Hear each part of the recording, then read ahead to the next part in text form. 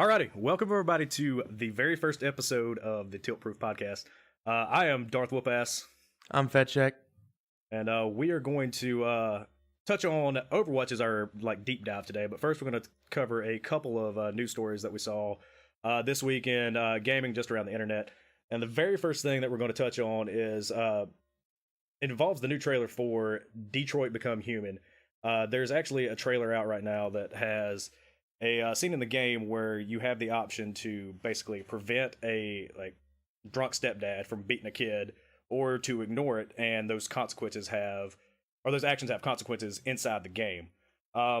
People are blowing it kind of out of proportion, in my personal opinion, because they're looking at it as it's turning domestic violence into a game. Kind of how do you feel about that, Shaq? Well, I kind of feel that it's getting blown out of proportion, honestly, because I think we touched on it earlier whenever we were talking about it this week.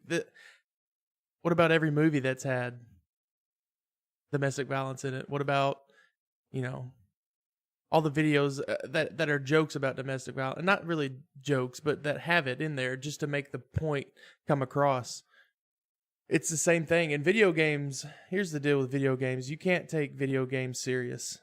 Video games are to entertain, and I'm sure the developer of this game didn't say, this will be fun, let's put domestic abuse in a game to have domestic abuse in a game. Like, you get to abuse a child. Right. And I think that's exactly right. I think that it's because, it's from the same developer who made Heavy Rain. It's kind of like, your actions have consequences. Mm-hmm. And I think that it's honestly going to make people look at this situation and be like, maybe I should step up and do something about this if I suspect it or if I see it in the future, because this kid might die. This kid could be scarred for life.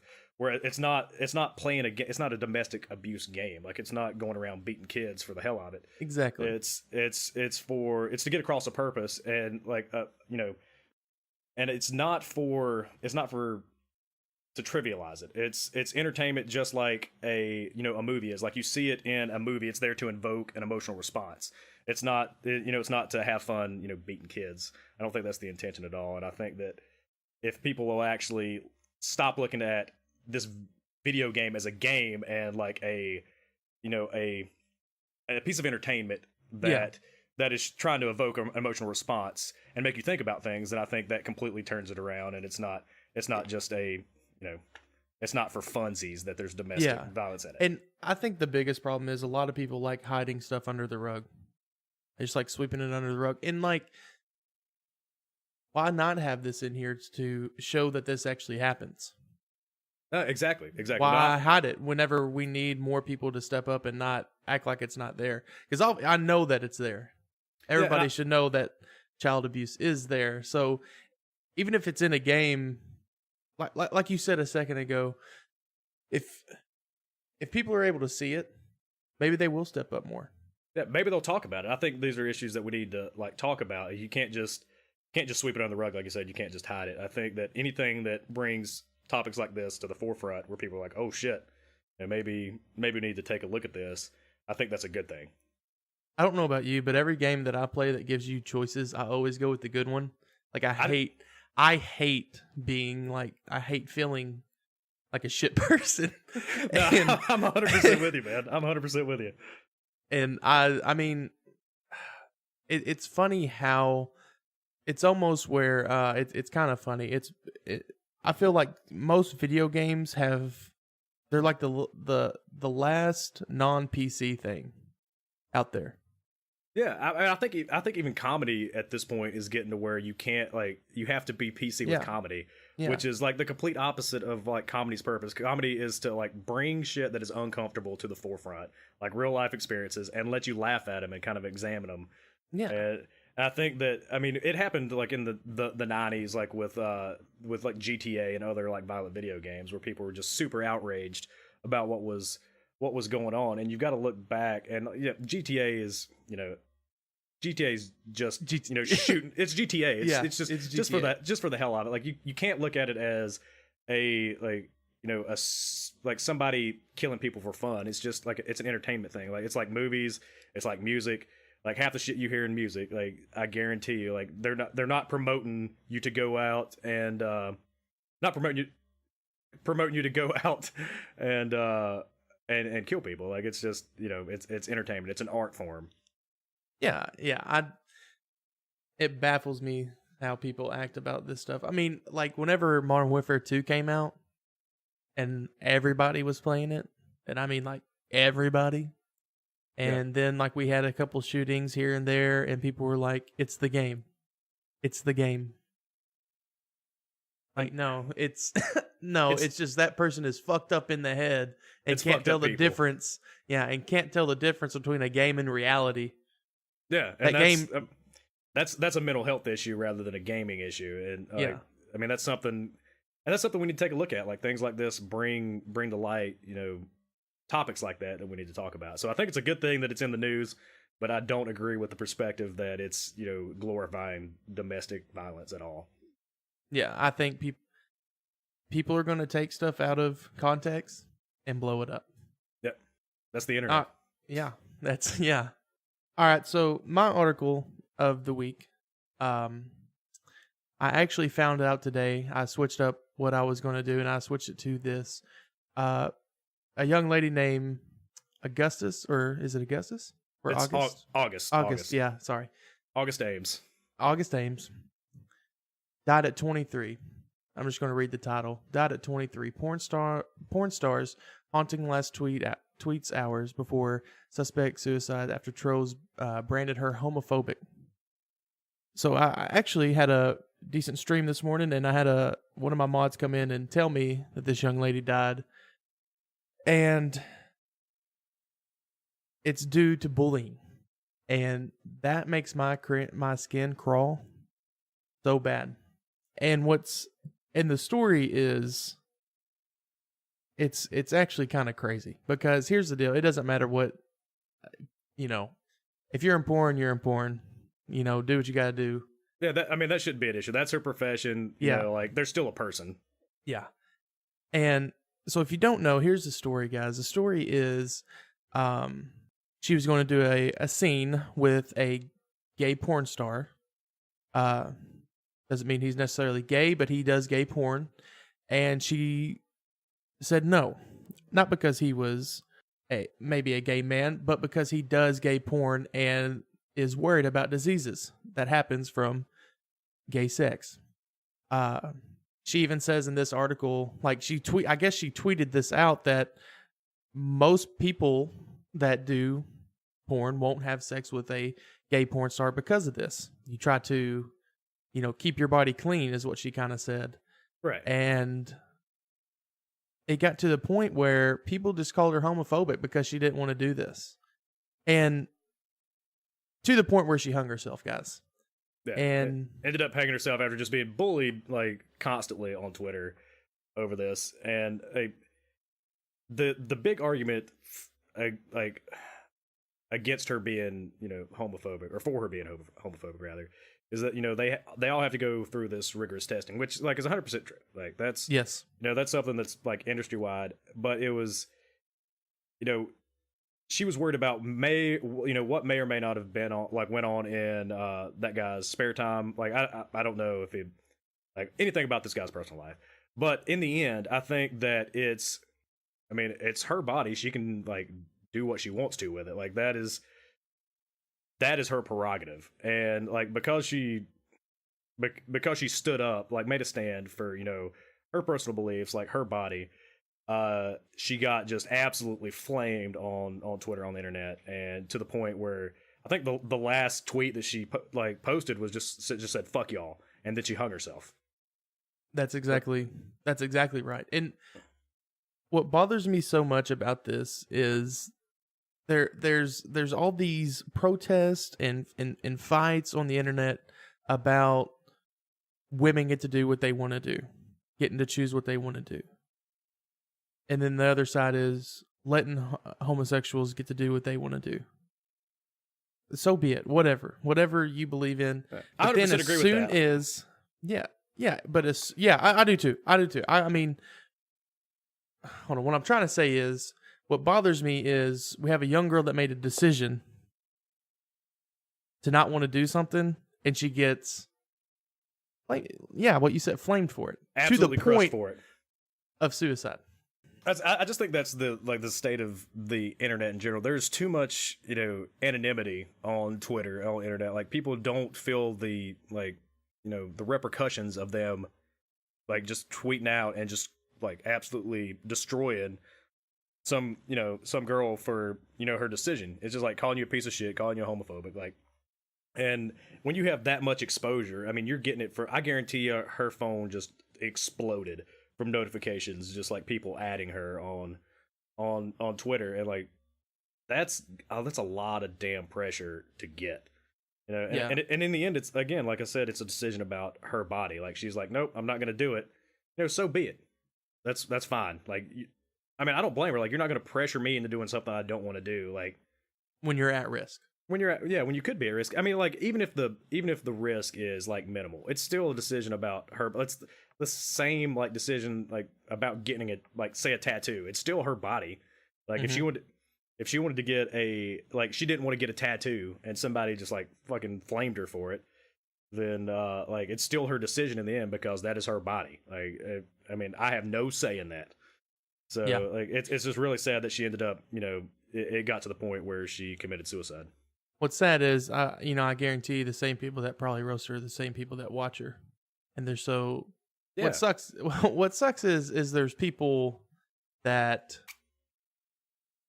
God, man, that it just, dude, it makes me so mad, because there's people that do nothing but just bring hatred.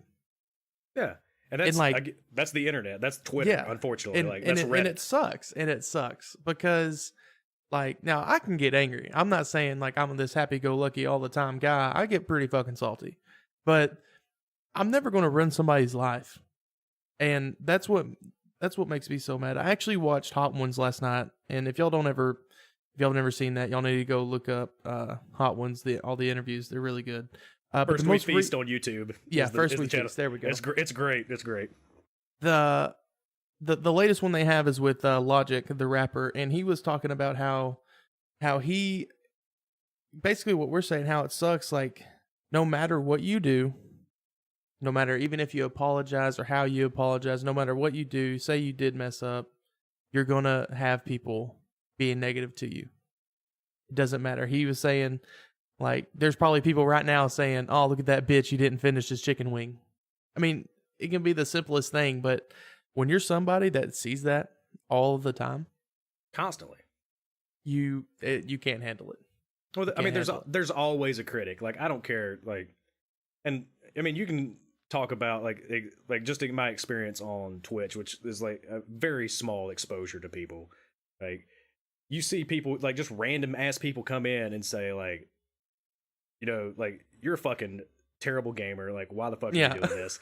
I was like, I'm playing video games because, like, I enjoy it. Like, either like sit and watch or get the fuck out. Like, I don't care. But if you got millions of people telling you that you fucking suck at something, like, that's not easy to deal with. Like, it can't be easy to deal with. No. And I'm a huge Dr. Disrespect fan, and I think that I enjoy watching him so much because it doesn't matter what he gets told, he's not going to change. Yeah. And I think that's why I like him so much. But we're getting off topic now. But anyways, we got one more story for y'all. Yeah, and this is going to roll into what we're going to talk about today, which is going to be, the state of Overwatch. But there's a couple of things that came out this week with in regards to, like, patch notes and competitive Overwatch. And we're just going to touch, on these lightly. We may bring them back up in our deep dive here. But there were a couple of things. First of all, on the PTR, you've got some changes to Doomfist, which should make him more consistent as far as, like, he's not going to be ghost punching through people. They've limited the angle on which he can punch people into walls and made it more consistent, which is like 45 degrees now. They've changed the seismic slam. They've done a lot of things because Doomfist was so buggy. And you can go on Reddit and see there's a huge post on Reddit about all these bug fixes that happened with Doomfist, and, like, I'm glad that they're doing this because it's Doomfist is such a cool hero. Like, it's just a shame that he doesn't work, especially after they nerfed his hitboxes and stuff, which it did need nerfing. But like to have a hero release like that and him just be so inconsistent, like and so cool at the same time. Like I'm glad that they're finally getting around to this, even if it is 2-3 months later. And then we also had a little teaser of what's to come in January for season, I believe it's season 8, where they're gonna make changes to the SR system. One with skill rating variants for teams. So like at the upper echelons, they're going to tighten down the SR gap. So like if you're like 4,200, you're not going to get thrown into a match with like a 3,500 rated player, which is good. Like it should make those a lot more competitive. You're not going to be flaming those diamond and masters players up at the top. And then they're also doing another change to the SR system, which is going to be they're going to be getting rid of skill based SR above diamond. So basically, what that means is that up till you get to diamond, where I don't want to talk about it, I'm below that, but but once you get to diamond and above, what they're going to start doing. So if you guys don't know how the SR system works, is basically saying that depending on how many medals you have, like how long you're on fire, how many medals you get, it compares you to other players that play that same character at that same rank. If you do better, you gain more SR, or you lose less SR if you lose. So it's basically saying, you did really well, so we're gonna bump you up, or we're not gonna penalize you as much. Now what they're gonna do in season 8 is once you hit diamond, you basically get a flat win or a flat loss of SR. So like whether it be 25, 20, they don't have anything set up yet or any more details. But I think that's very, very good for the system, because what it does is it's going to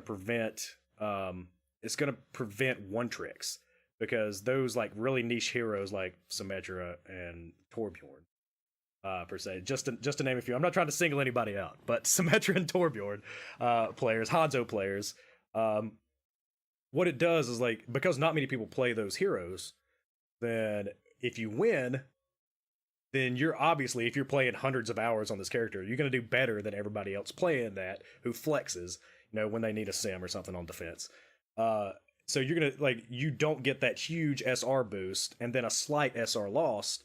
So now once you hit diamond, you actually have to have a better than 50% win rate to actually climb, which is going to be fucking great. I think that's going to be great for the state of competitive. What do you think about the Shack? About fucking time that they start switching this shit up, dude. And I really think that they're gonna try it out in those higher ranks, and then I honestly believe that they're gonna bring it down to they need to, like, man, to the lower ranks. Like, granted, like I'm a pleb, man. I'm platinum, whatever. But like I think I see so many people that have troubles with it, and what it should do is, honestly, it should keep people from one tricking one. So you're gonna get better. You should theoretically get better team comps, which would be amazing. Like that's great. I really think that I know that like Asian servers in particular have way better like team composition, like a lot better matchmaking. So like you see like South Korea fucking crush everybody in like the Overwatch World Cup. It's because they have their carry players are their healers and their tanks.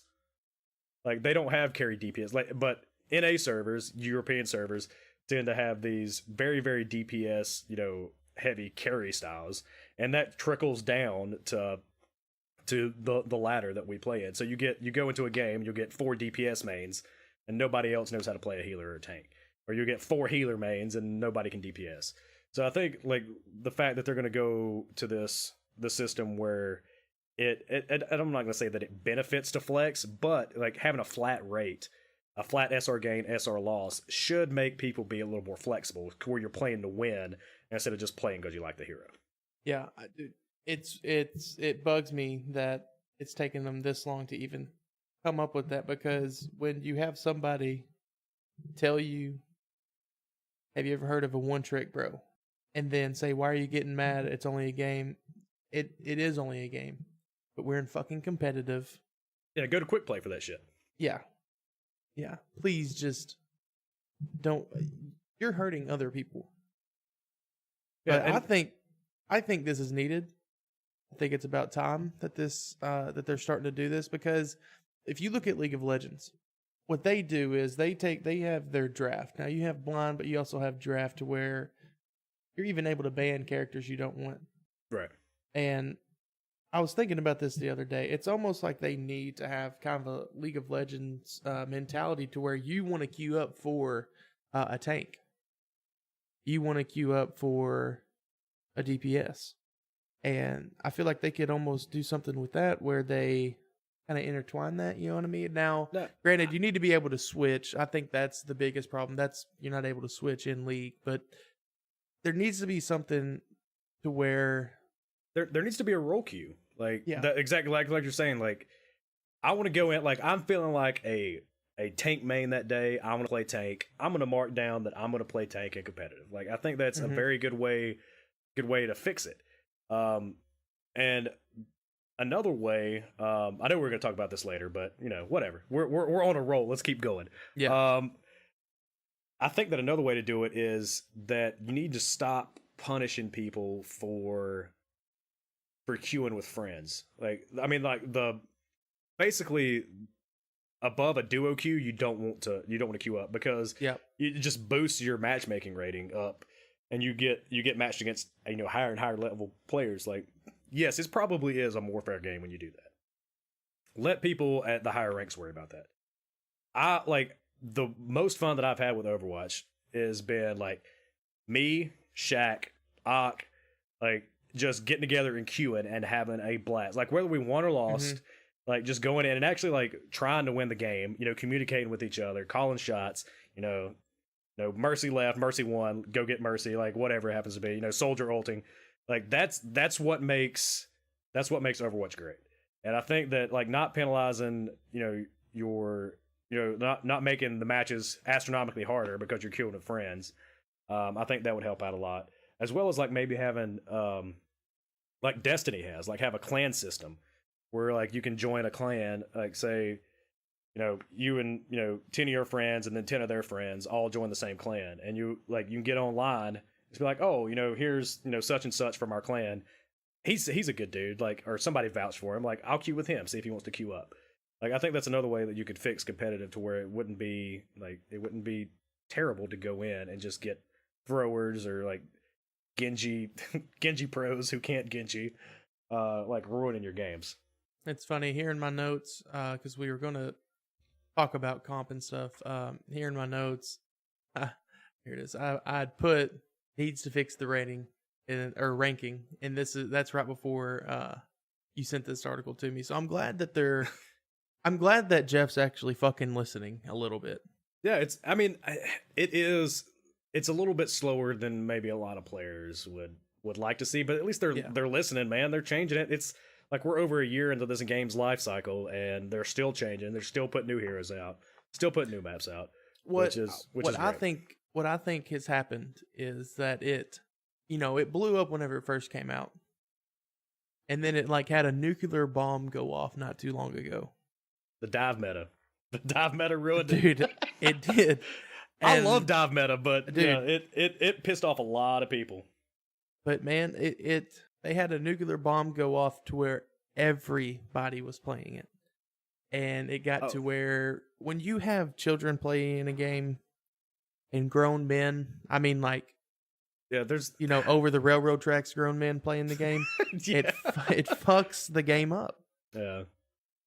Well, it does. I mean, like, and there's no reason why those kids can't play it. Like, the competitive system, like, they probably shouldn't be competitive. And you're never going to prevent like little 10-year-old Timmy from queuing up and trying to play with you. But there may be like some 12 or 14-year-olds that could kick the shit out of me at Overwatch. No, yeah, and hold on, that did come out a little bit wrong. What I mean is that it happened so quick to where there were so many one tricks, so many things that we couldn't climb. When you're what's so frustrating is you win 3 games, you lose 2, and you feel like you just lost your whole fucking thing, man. Like, dude, that grind from bronze to gold was fucking. It was so tough, and then it was very man, it felt so bad to get like all the way to 2300 and almost getting plat, and then just in a day I'm almost back to silver, and I'm like, wait, what the fuck? I only lost like 3 games. Yeah. And I think this is going, like what you're saying, this is going to help people climb. Yeah, I think it will. I think people who want to play the game and who flex and like play better team comps, it's going to help them climb, and it's going to punish the people who are one tricking. Where little, Timmy Jim plays Widowmaker because she looks good in that jumpsuit. Mm-hmm. Like you're not going to have can't hit a flick shot to save his life. Yeah, you're gonna have a lot more, and it's probably gonna benefit me because I'm a flex player, which I'm which is cool, man. Like I'm real happy with that because I think that's the way the game should be played. Like it's a game about picking and counter picking. Like if somebody's got a Pharah, you need to go hit scan. Like you need to swap off of your Junkrat and maybe go soldier or something. That's what the game is about, is like seeing what the enemy team has. If it's working, you need to counter pick it. And like where people just get locked into these team comps because that's the only character that they've ever played. Like it'll hurt them. It'll help the people who flex play. Yes, I'm biased, but I don't care and I like it. So that's where I'm at. I'm just glad that they're starting to see it. Like they're starting to make adjustments. Yeah, I 100% agree with you. So speaking of competitive and the fixes that may have come in, how do you feel about Mora? What do you think about the release and how she's been playing? All right, 2 things. 1, they got to quit making characters and just throwing them in there. I don't know who the hell is like playing these characters before they release them, but they're a bunch of idiots. I mean, and I'm sorry. If any of y'all are listening to this and you play the game before it comes out, all that, dude, you need to don't quit your day job because you do not have a career in this. And I'm just going to be honest because she came out too OP. Now I know Jeff. Boo. I know. No, listen. I disagree. As somebody who heals a lot. No. But hold on. I'm going to get to that. Go ahead. I'm going to get to that. I'm going to get to that. I like the character, but she's too. It's what I mean by too OP. She's very unbalanced. She's in the healing category, but she has she has a damage ult. The ult, I actually like the ult. Okay, the ult doesn't bother me. What's the only thing that's a little bit too OP is her ball. Because I don't know why, it just bothers the living shit out of me, and that's just my opinion. And I don't like that she has a cooldown on her heal, but not on her damage. Oh, like that's the resource bar? That's where it's a little unbalanced to me. And right now she's not. I wrote this down about a week ago, and I've kind of been flipping back and forth, but I don't think she can solo heal. Okay. She can and she can't. Like it depends. It really depends on what comp that you're running. I feel like, we're going to talk about metas here in a second, but I feel like she would do best with, how we would always say, well, if there's an Ana, well, there needs to be another healer. She's no one's a mercy.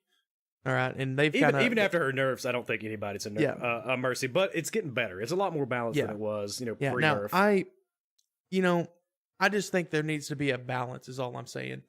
And once they get that fixed, she'll be fine.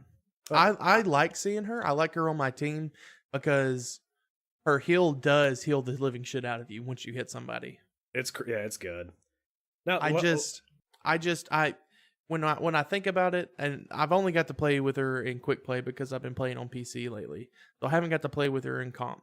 But just seeing her in quick play, she needs the help. See, I'm gonna play devil's advocate. One, because I really like playing Mora, and I've played quite a bit of Mora, and kind of seen where her weaknesses lie and stuff. But what's the difference between her and say a Zen? Because Zen puts out a metric shit ton of damage. If you hit your ball shots. Now I know like hers, you don't have to necessarily aim, if you will, but like I mean, I like as someone who's played a lot of Zen too. Like, I can go in and get silver damage with a Zen, and just absolutely wreck kids. And his ult healing is way better. Like, you can. I think that Mora's healing. Yeah, you're obviously gonna heal more with Mora, but like, what's the difference between her damage and Zen's damage, who has been around forever? The reload. Think the reload. You think that The reload. there needs to be a resource system on the left? That's the alternate only fire? thing. That's the only thing that bothers me. I actually feel like her heal needs to slow down. Like, it doesn't need to go as fast as it does. Oh, She's a healer. She's a healer. I think she needs a little bit more of a heal, like longer heal. I would not be opposed to that. Having less. So I'm not upset about the range, because she has to be able to that doesn't zap bother people me. to fill the meter. Maybe nerf the damage a little bit. Like, I could see balancing out by nerfing her damage a little bit, and then like you said, she is a healer. She needs like to make that resource bar go down, slower when she's primary firing and healing people up. I could see that being a thing where she's not as much of a DPS as she is a healer. But I like the hybrid style. I do, because I love playing Zen. Like, I really do. Zen's my boy, and I'm gonna take your opinion a lot too off this, because I haven't played much of More at all. But I'm not. Her damage doesn't bother me as much as her ball damage does. That ball is annoying. I love but so you've played her in QP, and I played her in QP, and I played her in some comp too. But do you know what absolutely just negates her balls? Is defense matrix. All you got to do is pop a defense matrix, it eats it, and that's it. So that's okay. Like, that's a nice, like, again, going back to the what Overwatch is about, which is counter pick. Like, if those balls of damage are just wrecking your team, get one of your tanks to swap Diva, and then all you got to do is eat it. So, like, you've got that. Her mobility is very, very good. Like, it's like a 6-second cooldown on her fade, which is nutty. Her and Lucio, and I mean, even give it like Mercy's like Guardian Angel, where she flies around. She's got a lot of mobility too, but like, being able to just like fade out of like Diva ults and tires and sticky bombs and grabs, like, you can fade out of all of those abilities and save yourself. And like, please, if you're playing Genji, come 1v1 me as a Mora, and I will wreck your ass. Like, I love having a healer that can just be like, bring it. Like, come 1v1 me at land, bro. Yeah, and try to reflect this, bitch. Yeah, and like, it's nice to not be on your back foot as a healer, as somebody who's played a lot of heals. I enjoy being, maybe she is a little OP, but I like being, I like sticking something to the DPS mains and the flankers coming to get my ass. Well, let me. Maybe she's not too OP. Just needs a little work, a little bit of balancing. How about that? Yeah, a little bit about. I'm good with that, man. I think we can agree on that. But so, speaking of balancing, you go first on this one. How about your boy Junkrat? You let me know. You let me know what you think about him. Okay, so Junkrat, Jeff, please nerf. Let's be serious. I am completely okay. Like, since they came out with the two mines, like, it makes him a lot more fun to play. I get that, and that, I think, like, do not take away two mines. All I'm saying is, you need to you need to nerf the damage, so it does like 120 per mine right now. You can basically, like, a Tracer comes in the back, you can melee and fucking throw a mine on him and she's dead. Like, that's basically a one-shot ability. What I think you could do, one, is nerf the damage on those mines, so like take them from 120 per to like 100, so you're not just absolutely wrecking people. And then, because I don't want to take away the two mine, like, it's way too much fun to throw a mine down, fucking jump across the map, drop in, pop a couple of shots, throw another mine down, and fucking blast off back to your team. Like, that's way too much fun, and I don't want to take that away from people, because I think the hero is a lot of fun to play. But if you're looking at balance issues, like, that's a lot. That's a shit ton of damage to be putting out as Junkrat. I'm fine with his tire. I'm fine with his primary fire. But I think you either need to nerf the damage per mine or have like Farrah's rockets where you have like proximity damage, like where it's an AoE. So like if you get hit square in the forehead with the mine, yeah, 120 damage. But the further you go out, like outside of that hitbox, it needs to dissipate. Whereas right now, it's not like that right now. No, either right now you get hit with it, it's 120, or you don't get hit with it and you're fine. See, okay. So I mean, those were the two issues. Like I said, I think that the second mine made him one way more viable and so much more fun to play. So I don't want to take that fun aspect away from him, but I do think they need to look at the damage on it. My first note says probably needs a nerf. and you love Junkrat, like you love playing and Junkrat. he's on PC. He's a little bit harder. I'm starting to get a little nutty with him, but definitely not as nutty as I was on PS4 with him, in my opinion. Yeah, see, that's why I like talking to you, because you know all the little facts. When I play with my brother, he gets so mad when he loves Tracer. That's his girl. Mm-hmm. And he can't stand going against a Junkrat because they can just basically two-shot, but not enough to where he can get away. It's basically still a one-shot, because you can, as I shoot a little bomb and then throw a mine, boom, boom, you're dead. That's it, yeah. And yeah, Junk is a counter to Tracer, but it's too much of a counter. Yeah, and he's supposed to be anti-dive, like he really is. But yeah. I think he's too good at too many things right now. Yeah, he's a better tank buster than Reaper is right now. Yeah, no, he just when played right. And he doesn't have to be out in the open and like be in threat of taking damage. He can just stand behind a wall, like say King's Row. He can stand behind a wall like on the attack and just lob grenades over that wall in the initial choke and just deal damage out, bust Ryan shields, and then you have somebody go clean up the rest of it. Like, and then somebody dives your healer, is just like, well, here's a fucking mine in your face, deal with it. And like, I just think he's too good at too many things. Yeah, but he definitely needs something a little bit done. I mean, because even if you nerf him, if you're good with them, you're still gonna do fine.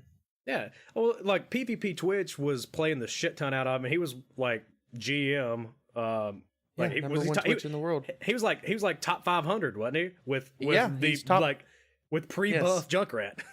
Yep. He was. I mean, it's still a good character.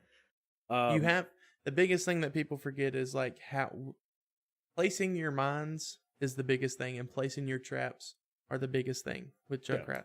Because a lot of people hate playing against Doomfist.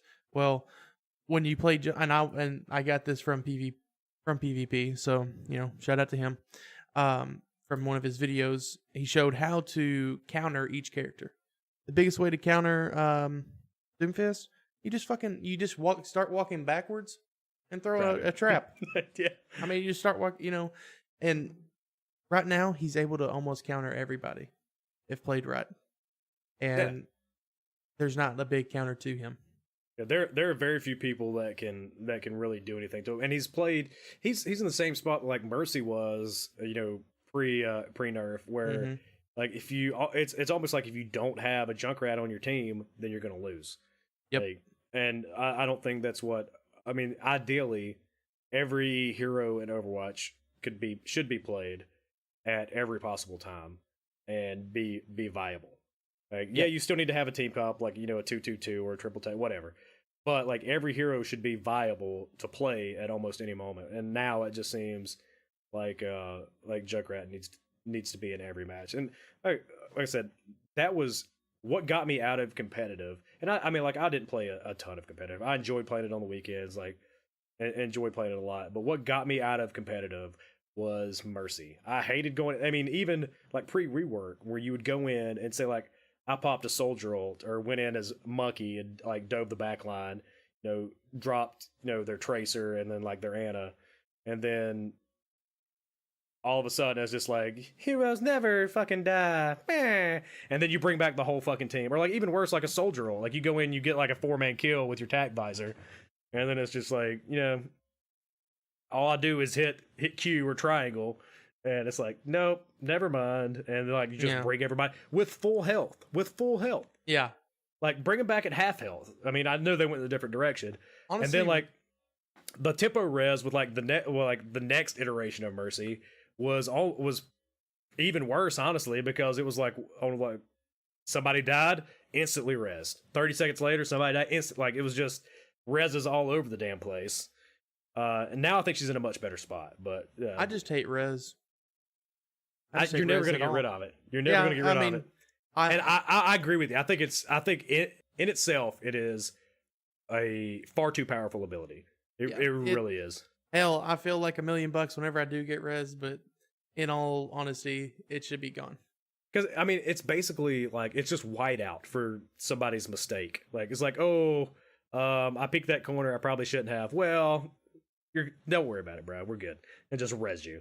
Now, like I said, I think the new rework with like I think it's like 1.5 or 1.75 seconds on the cast time for res is much better because Mercies can't just dive in and res, except with Valkyrie, which is fine. Like I still think her ultimate is, I don't want to say it's too like it's OP, but it's very powerful, which is that can be said for all ultimates really.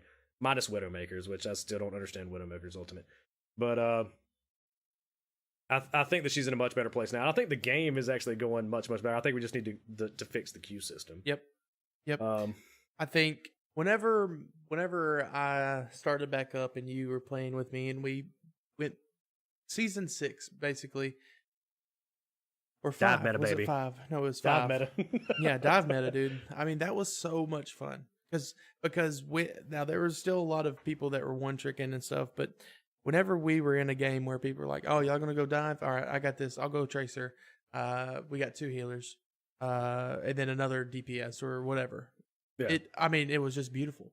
I mean, I still remember being on that map, and you're like, "Go dive," and I was like, "All right," and you went monkey, I went diva, and we literally caught the point in 15 seconds. Like we just wrecked. We were like, we got up to what is that place called?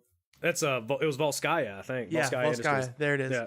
And you jumped over, and I just flew with you, and it was over. Yeah, and that brings to light like one of the like again going back to what I really love about Overwatch is that like growing up playing team sports, I love like extremely like coordinated like team efforts, and dive takes a lot of coordination. Even at like, I mean, again, we're not at the top ranks of the game, but having like 2 or 3 people on the team who know what they're doing and are constantly communicating with each other. Like we were just like, all right, we got to the choke. It was like, all right, Shaq, we're going in. Like, fucking go, bro. And then like we just dove. And like I love just going in and like dunking on kids as a team. And I think the dive meta really brought that out. I loved playing that. Oh, it was perfect. And I know so many people were annoyed because Diva's defense matrix was like 4 seconds long. Which, yeah, but all right, I'm going to get into that in a second. I know we didn't really plan for that, but I'm going to talk about her in just a minute.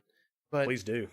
But I mean, oh guys, I wish y'all could have seen us play because like that's probably the top moments in Overwatch for me is whenever I was fucking diva maining, and I mean he'd put his bubble down, his bubble would go down, I'd automatically start eating, and then all of a sudden here'd come a fucking tracer to finish off the job. I mean, it was just like elimination, bing. I mean, just hell, we had like 8 minutes to get the other point that time. And people hated dive meta because I mean it is like if you're the person getting dove, especially somebody who play like I love playing Zen, like I love playing healers. Like the healing mains hated dive because you were constantly just getting teabagged by monkeys. Like it's all day. But it's part of the thing is like it's frustrating, but it's part of the game. Fucking counter it. Yeah, and a lot of people started running counter dive. So like you you go for my healers, I'll go for your healers, and we'll have a McCree back here to flashbang kids, like and deal with it. But I really enjoyed dive. I know a lot of people hated it, but I had fun with it. Jeff, I got a bone to pick with you. You fucked up 2 of my characters, man. 2 of my heroes. And it's like you were watching me. Okay. You fucked up Road. All right, and I was all right because I fell on Diva. and then you just decide to fucking ruin her. I don't care what anybody says. She's ruined. Okay. I get the defense matrix was OP, too long. I get it. Take away a few seconds. Take everything else too. Now, like, man, I don't even like playing her because I think she's the deal is our biggest problems with most of these characters is they're unbalanced. She shouldn't be able to shoot with her matrix up. Well, they had to give her something, like, because they took so much away. I think. Well, why? But if you take away the matrix, and then you can shoot, it's gonna. I mean, don't take away her damage. Why? I don't know. Hell, I don't know. See, like I'm 100% on board. Like I love playing Roadhog. Like Hook 1.0 Roadhog with his one shot ability. Like it That felt was so like you would just flank hog. Like, but it felt so shitty to be on the receiving end of that. Like it was not balanced at all. And he's a tank. Like he needs to be taking more damage. I am 100% happy with the place that he's in right now because he's an actual tank. Road? Like, yes. I'm actually okay. They ruined Flank Hog. Like he's no longer Flank Hog, and I miss Flank Hog. I miss Hook 1.0 where you could throw it through fucking space and time and hook a tracer around a corner and then one shot him. But he's much more balanced, and like he does his job now. Like he just body blocks, he soaks up a ton of damage, he hooks people into the team, and then you focus fire. Like I think he's great. Now I do agree with you on the diva changes because Diva's my bae. Diva was my bae. Until they changed Hog again. That time period where he was just fucked and you didn't see a Roadhog Ever. Even in quick play. Yeah. That's whenever like they messed that all up. Yeah, I think they brought him back to a better spot. But let me. So going back to your diva point, so we had the original diva, and then we had her like basically her first buff where they made defense matrix was on a resource bar, like you could pop it up anytime you want, like feather it, kind of like you do now, at any point, and lasted for 4 seconds, and then she had like she had 400 health and 200 armor, where she was basically indestructible. Like you could not demech a diva to save you. Yeah, she needed nerf. Like I'm 100% cool with the fact that she got nerfed right then. And you know what? They went to like 500 health, 100 armor, and you didn't see a diva in any game ever. You never saw a diva. And it was like, oh, poor diva. Like you had to play a lot more conservative, but you could play her. Like I still played her a lot. But you didn't see her like being played all that often. And they didn't change a damn thing when dive meta hit with diva, and then she was everywhere. It's like people were complaining like there was no reason to have the most recent nerf where you cut her defense matrix in half. Yes, it's annoying. Yes, she ate a lot of damage, but it went from literally not being played at all after she had her health pool changed around to being played all the time once people figured out like how to dive, like the dive meta. Like I don't know how you go from like diva's indestructible. Okay, we'll nerf her health. It was like, okay, you don't see a diva anywhere, but there's this thing called dive, and it works really well if you throw diva in there. And we made no change. We actually nerfed the character from the last time you saw her, and now she's in every game. Like, I don't think that they needed the third chain. No, why? I think it came from DPS mains who were me. just tired of having all their damage blocked. But Ryan blocks a metric fuck ton of damage too. Like, it's a tank. It's a tank. Yeah. I'm with you, but granted, that was my girl. Like Diva is bae. Diva's my bae. Diva is bae, and I still like her. Gaming champion, man. I still love playing her. I still think she's a lot of fun, even though that they fucked some things up with the the defense matrix. I think's been nerfed too hard. I actually like the rockets, but she's not necessarily a tank anymore. She's like a fucking assassin. Like you just go like run your mech into people and then dive back out. But So, if you could make a hero, what would you make? That is a good question. I I have thought about a few different types of heroes that I would like to see in the game. And the first one being, so I think it's WoW, but you see him in different other games. Like I remember seeing him in Diablo, like, and this is just like a working kind of title for it. But I would like to see a witch doctor type character. So very much like Mora has lifesteal. I think that would be a very good like primary fire to have with like this witch doctor class. But the kicker being, I think it'd be a lot of fun if you could say like, you know, Zen has his Discord orb where he throws it, people take more damage. I think it'd be really, really interesting to have a character which could throw something like a Discord orb on, but while it's effective on the enemy, if they are being healed by their team, they actually take damage. So it basically reverses the effect of healing. I think that'd be a very like interesting way to just be like, say like Mora, who just spams like just a cloud of healing into her team. You know, what happens if the witch doctor, you know, reverses that? Like put some fucking voodoo on them, and then you just kill your team instead of healing them. You would piss so many people off. I know, but like maybe like, would it be hard to kind of like, I guess, recognize in the game? Yes, but would it be a lot of fucking fun to play around with? I think so. I think that would be like a very interesting mechanic to have, to where like instead of the enemy team healing, like the healers healing their team, they actually are doing damage to them. And then you'd have to be like, so you wouldn't have a mindless mercy player who just holds down primary fire and heals their tanks. They would have to say like, oh shit, there's this green orb on top of them, I gotta hold up. And it would be like, it could be for like, you know, 4 or 5 second effect or something, or line of sight, kind of like Zen's orb is. But I think that'd be a very interesting way to switch up the game. What about you? So when my mind works like that, it like when I try to think of something that I could create or something like that, it takes me almost a year to fucking come up with it. Okay. So instead of coming up with a hero, I'm going to let you continue to talk about that. But we talked about hero. We had written down abilities, and I thought about this. I think, in my opinion, that tanks, depending on how big you are, so are tanks, their melees should hurt more. Not to where it's like, I'm just going to run around and try to Reinhardt everybody.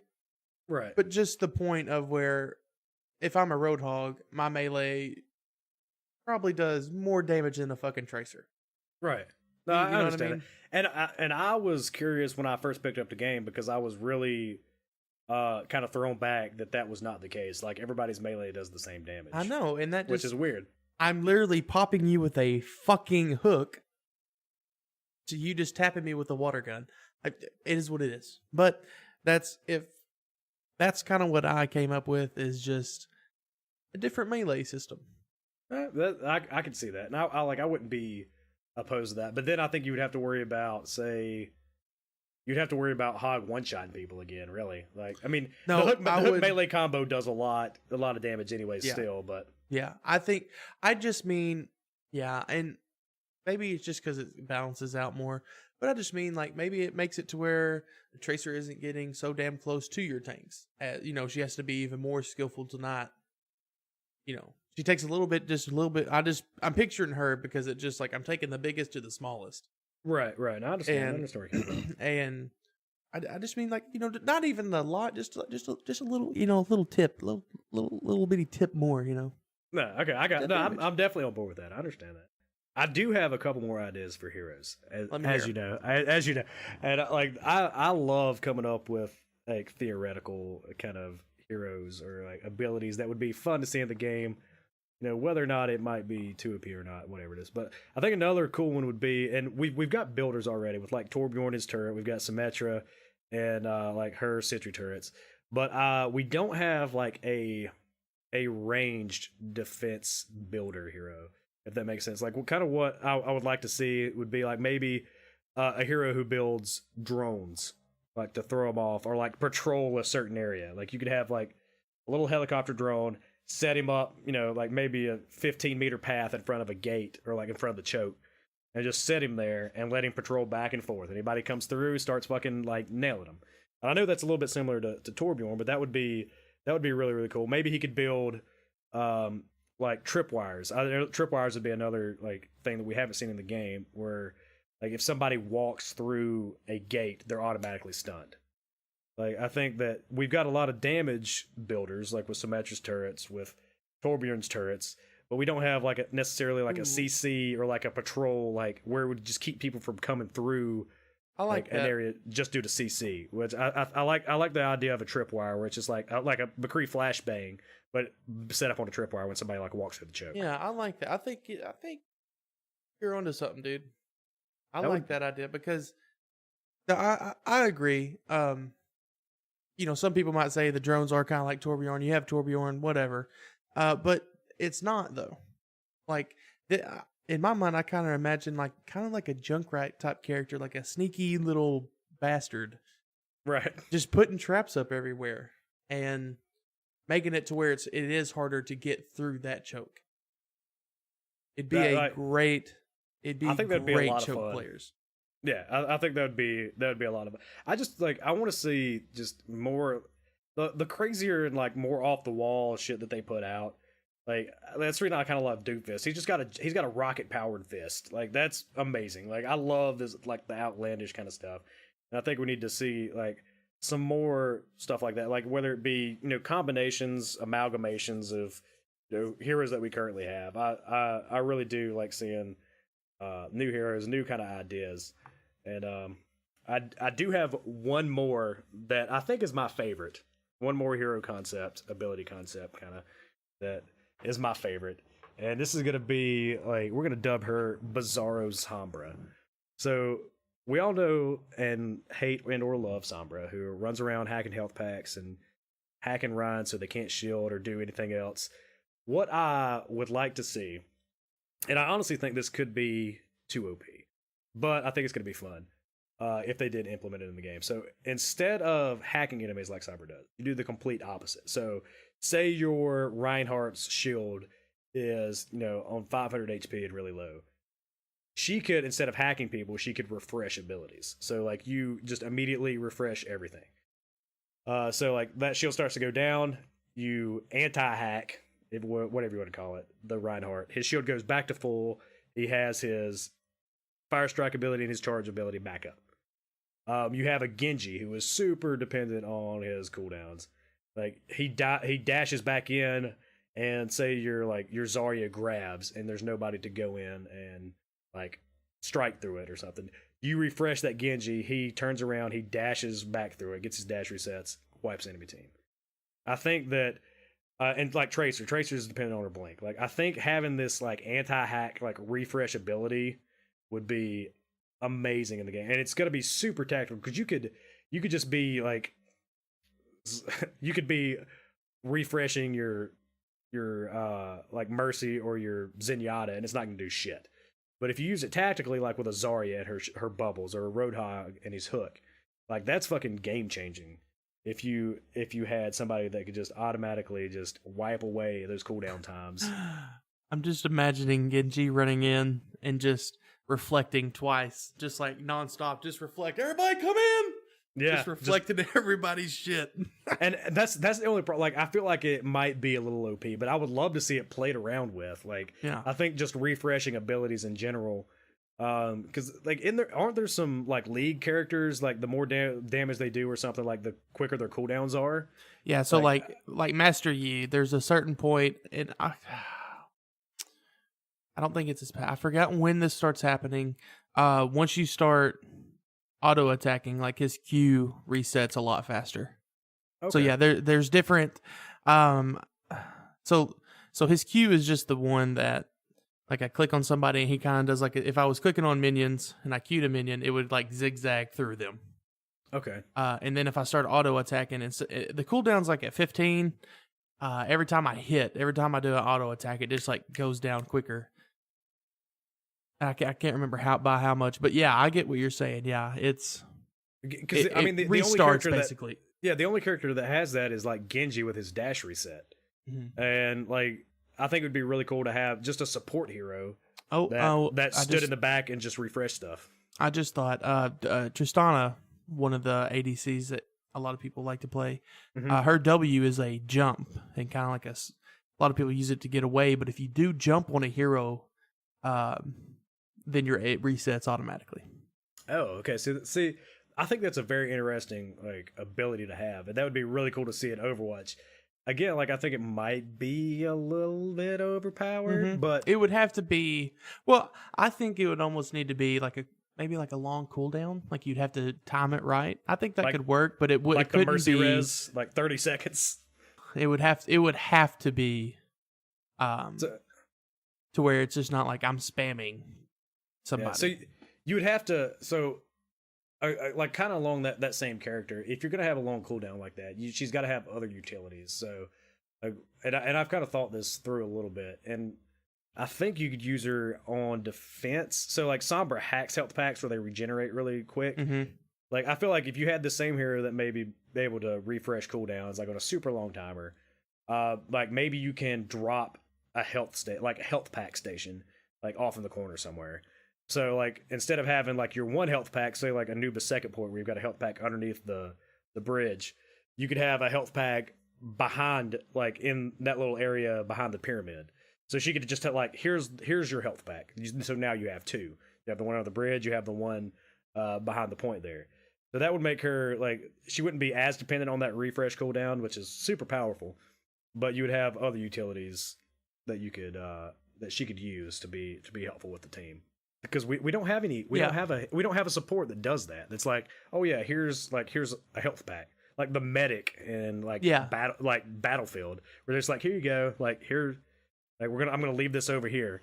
Like and you can pick it up. I like that. But I think that would be pretty interesting to see. And again, like I think it may be unless it's tuned right, it could be extremely overpowered. But I think it would be really cool to see that, see them playtest that at least, and see where it goes rather. I agree.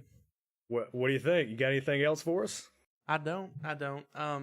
This was a lot of fun. Dude, I enjoyed it, man. The first Tilt Proof podcast, boys. Oh yeah.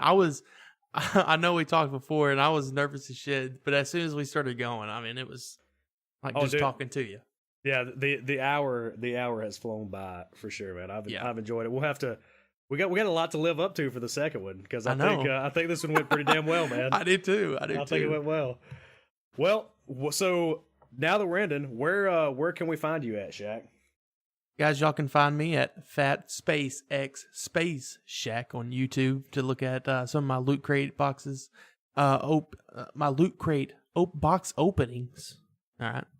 You can also find me at just FatxShack on Twitch and Twitter, where most of the time I am live with either League, Call of Duty, or Overwatch. What about you? Where can we find you, Mr. Whoopass? Well, guys, you can find me on twitch.tv/Darth_Whoopass. That is WHOOPPASS, and on Twitter's at the same handle, Darth_Whoopass. I am getting started with a little bit of the YouTube scene, so just search for Darth_Whoopass if you want to see stuff like Soul Level 1, Dark Souls 3 runs that I've put up. But I mainly play a lot of Call of Duty, play a lot of Overwatch. As you can tell, we're both passionate about Overwatch. So if you guys get a chance, check us out on the Twitch and the Twitters and get more of this same content. We definitely had fun today, and I appreciate you guys listening to the podcast, Jack. It's been a blast, man. It really has. Guys, always remember, stay tilt proof.